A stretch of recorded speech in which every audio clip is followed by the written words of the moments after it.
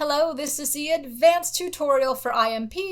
You can go through the beginner, intermediate, and advanced if you want for our short session on using Premiere Pro, aligning with some of the certification standards, and honestly, just getting you so you can edit in here and make some pretty cool projects quickly. If we wanted to work a little more on sound, we touched very basically on the fact you had sound mixing, and you have these clips.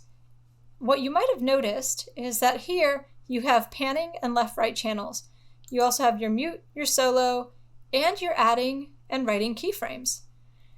If I wanted this sound to pan, maybe I wanted it to sound like someone was going by or driving. So if I wanted this one to sound like it was panning in, maybe the music was coming in from the left and arriving, I could click on my keyframe,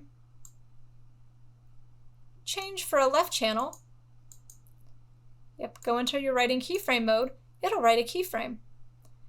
If I wanted to then make it come into center here, I can adjust that, and what you'll notice is now I've actually animated the sound switching from the left channel to the right channel. We can see how much I've boosted or decreased the music here. We can also remix our sound, and we'll show you that kind of at the end.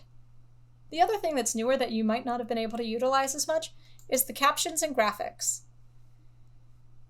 If we go to captions and graphics, I know we're still in this interface, texts, and we click on text. So I apologize, I had to be clicked on the main sequence, and then I had this option for text.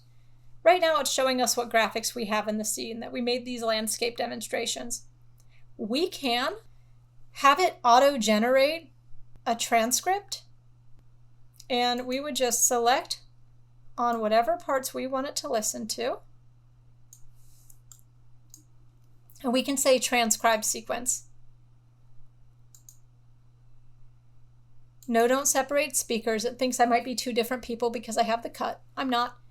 We can go ahead and mix the audio track. Clips tagged as dialogue. So I could go through and tag my clips. But let's go ahead and transcribe. This will take a minute, so I'm just going to do a fade in the video. Yay! So here's my transcription. And if I double click on it, I have the ability to edit it. You always want to go through, make sure that it has the right words. Cool. And then after that, we can go to captions and we say, okay, we have no captions yet. We could import it from a file if we had a caption file. That might be something you'd research on your own. There are paid programs. I generally just transcribe it in Premiere and then go ahead and create the transcript.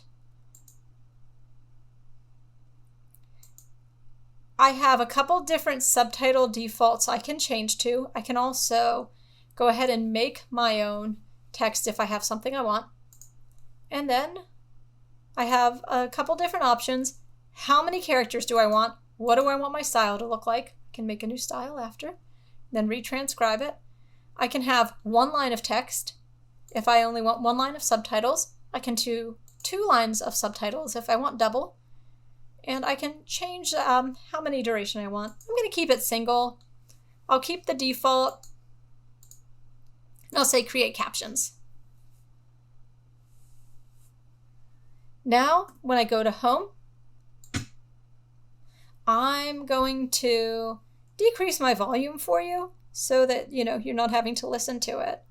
It's made auto subtitles for my project. If you have anything that uses subtitles, you can also export these. You could also just bake these in. You could do two different versions.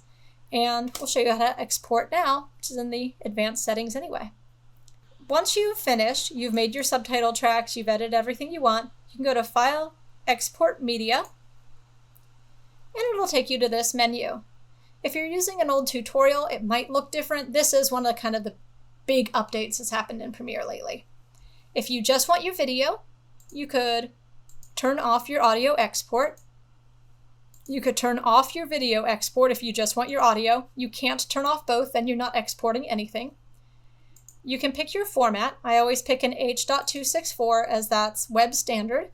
and it tends to be compressed but still keep its quality, so it's a nice one to share around. In my video, I can adjust if I want a match source, if I want full HD, and if I click more, I'll get more settings, such as if I want to adjust how it's frame sampling, the hard coding.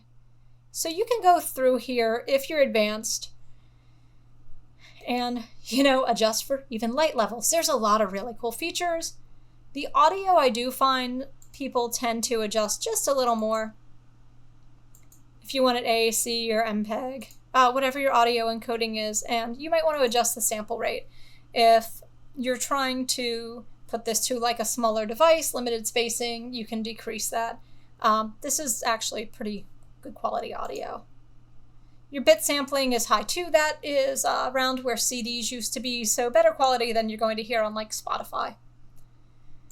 If we go to our captions, you can burn the captions into the video. You can create a sidecar file, and that's if you're uploading them separately. Or you could just say, you know what, for this export, I don't want my captions. So you might do 2 exports, one with no captions, one with captions.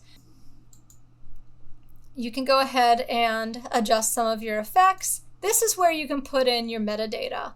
If you wanted to go ahead and adjust any of your metadata, if you want to go ahead and say like what your basics are, if there's copyright, here's your copyright management, if you had a certificate, anything like that, you can put all your metadata information in here.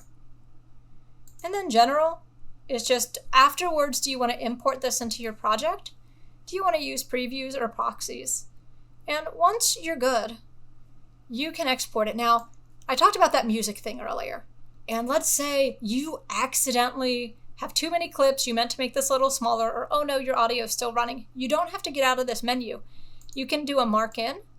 And if I wanted this to end where my color correction ended, I could hit mark out and just export that part to media. Then I hit export, and then it will export my file. As you saw, I can also export it to Media Encoder.